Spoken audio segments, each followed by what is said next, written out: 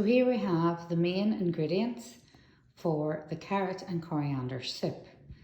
We have 4 reasonably big carrots, 2 medium potatoes. I didn't have a large potato, so I've had to use 2 medium ones, a large onion, 2 vegetable stock cubes. You could use chicken, olive oil or any vegetable oil will do, garlic granules, coriander, which is ground, and salt and pepper to taste. As well as that, optional extras are the fresh cream. It can be single, whipping or double, and then fresh coriander. As well as that, some other suggestions. To add extra flavour, you could use the celery. Instead of the garlic granules, you could use the clove of garlic. And instead of the regular potato, you may want to use sweet potato. Moving on to equipment, you need a chopping board. I'm using a glass one. If it was at school, we would be using a green chopping board.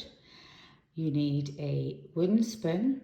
I don't have a wooden spoon, so I am using a metal stirring spoon, a reasonable sized saucepan with lid, a chef's knife, a potato peeler, and some measuring spoons. Now I have measuring spoons here, which are half teaspoon and teaspoon. If you don't have that, a regular teaspoon is just good. Additional equipment needed, only if you have it. To make a soup nice and smooth, you would need to blend it. So you have a choice of using a food processor. In the past I have used my Ninja. My preferred one is this, which is the stick blender. Very easy to clean, very easy to use. And don't worry if you don't have any of those, you can use a simple potato masher. Quite cold outside, and there's nothing as nice as a nice warm filling bowl of soup to fill you up on a cold day, get you ready for your studying. In the pot I have already placed 1 tablespoon of olive oil. Any vegetable oil will do. I've prepared most of the vegetables, but I just wanted to go through one thing with you to ensure that everybody's happy using the vegetable peeler.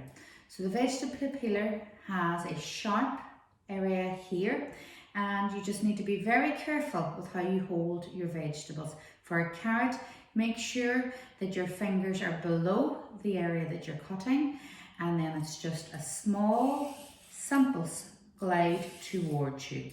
And as you cut, turn around the carrot the whole way until you see that you're back to where you started and the entire carrot is peeled. Okay, that stage then we want to take the ends off. Okay, so chopping the top and the bottom, and at this stage we would remove all of our vegetable peels and put them away in the bin. Okay, now we don't have to be precise because we're hoping to blend this soup at the end. So just simple cutting of small slices around that thick is enough.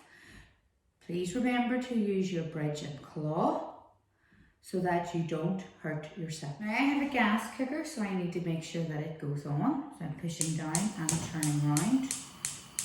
Okay, and it is now alight. So I let that heat up for a moment. Heat the oil in a large pan, add the onion, then fry for 5 minutes until softened. Do you hear that sizzle? You want that noise because you will know at that stage that the oil is hot enough for cooking with. Now, I have a very high heat at the moment, so I'm going to turn it down. You can hear that. And I'm going to give them a stir so that it's coated in the oil. I have a little holder for my spoon here, and put my spoon back here And I'm going to put my lid on and I'm going to allow that to cook for 5 minutes. 5 minutes, you should have a little bit of colour on the onions, not much.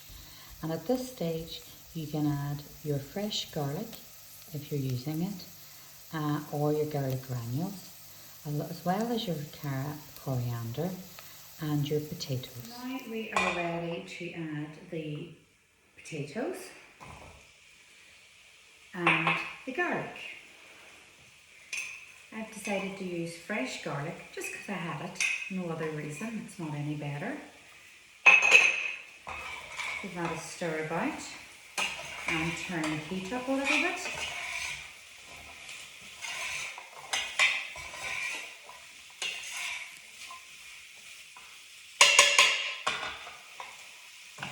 I'm going to put the lid on again. So you're going to let them sweat just for about 1 minute. In the meantime as well, I have also boiled the kettle and I have it ready to go. Okay, so we're sweating the garlic and the potatoes, just to let them soften just for a moment. We didn't put the garlic in at the start with the onions because it would burn and it would have an acid type of a smell. Okay, so that's about right now. Okay, another good stir. In with the carrots.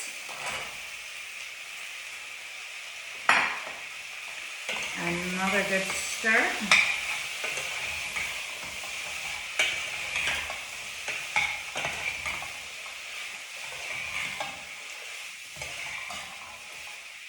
And 2 teaspoons of the ground coriander. Now, if you don't have measuring spoons, I would suggest that it's probably 3 of your normal teaspoons that you would use to stir your tea with for the coriander. It's just a taste. You might like a strong flavour, you may not, so give it a go with 2, see how you get on, and the next time you make it, you can add some more or add some less if it's not to your taste. Okay, so the only thing now that's left to do is to pop the stock cubes in. I like to break them up just in 4. I've already put the right amount of water into the kettle, so fill it up. If you think you're putting too much in, just stop. Use your common sense, okay? You can put more water in later, but you obviously can't take it back out again. So another final stir, okay? To make sure nothing's sticking to the bottom. Lid on and bring it up to the boil and then let it simmer on a low to medium heat for about 20 minutes or until the carrots and the potatoes are soft. Okay, so the soup has had about 20 minutes of cooking and I have put my stick blender into the pot and blended it up, and all is left to do is to ladle the soup into a nice big bowl.